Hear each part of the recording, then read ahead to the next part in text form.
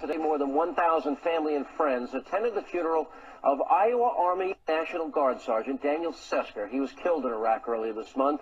But as they filed into the funeral, they were confronted with protesters carrying signs with anti-gay slogans and words like, "Thank God for dead soldiers." There are no innocent people. Thank God for 9/11. Thank God for dead soldiers. Thank God for IEDs. There are no innocent people.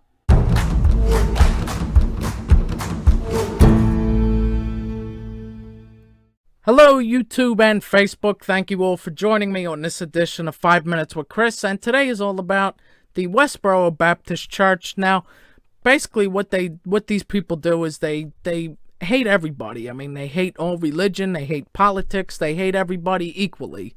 They hate God. They think God hates gay people. They think God hates Christians.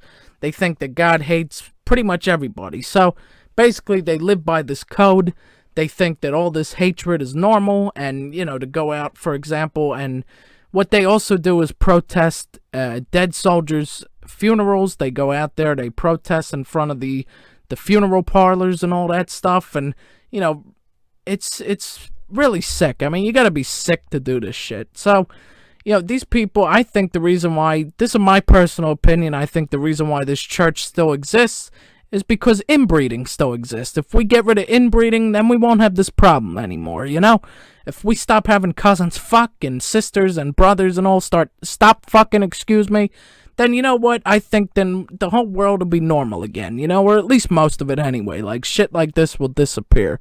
So, basically, this church was run by a bunch of family members. It was the Phelps family who... Basically, I don't know how they got started in this. I think the father was a minister or something, and he decided that he wanted to become his own, you know, what do they call that? Like, he wanted to have his own congregation and all of that. So basically, they created this little cult, as I like to call it, and he got all of his children involved from an early age, you know, as soon as basically they came out of the womb. Some of them, fortunately, have left the church. Some of them are no longer involved with the church whatsoever. Like this guy, for example, right here, Nathan Phelps.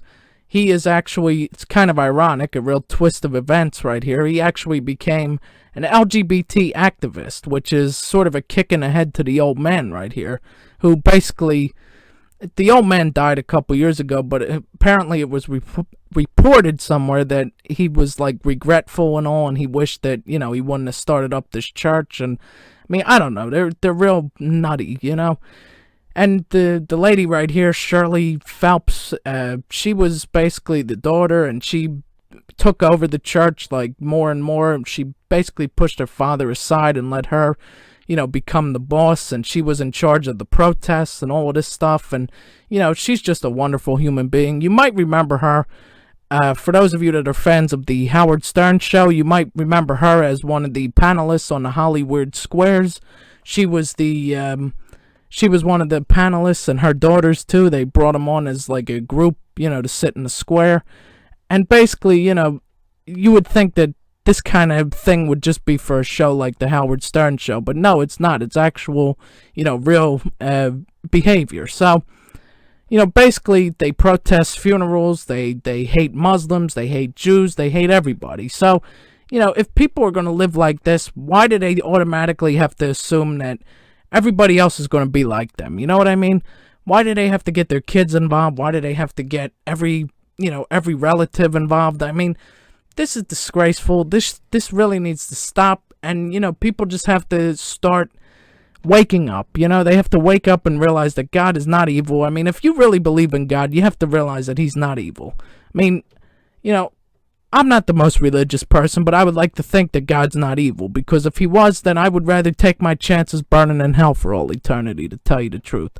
I mean, I honestly can't stand people like this. This is why the world is the way it is, because of hate-filled, inbred idiots like this. And, you know, again, until you get rid of all inbreeding, that's how everything will disappear. But in the meantime, when you got inbreeding, this is just the perfect example of what happens. So, with all that being said, I thank you all for joining me. Please remember to like, share, subscribe, hit the notification bell. Follow YouTube, Facebook, Instagram, and Twitter. I thank you all, and goodbye, everybody.